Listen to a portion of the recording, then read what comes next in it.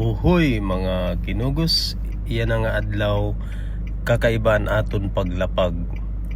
Kay di rela sticker na naton ibutang kundi may ada kita espesyal nga material nga ibubutang sa aton paglapag iyan nga adlaw. So aton ilalapag adi nga Holy Bible nga aton palayan na aabrihan. Mao ini siya natin ilalapag. Nga nanduha nga Bible verses nga napili ko sa mga comment sa previous ko nga post, mao ang bibilngon didi. Usa an may sticker nga an usa liwat may ada pilo sa igbaw. Okay, so bilngon mo iton nga Bible verses.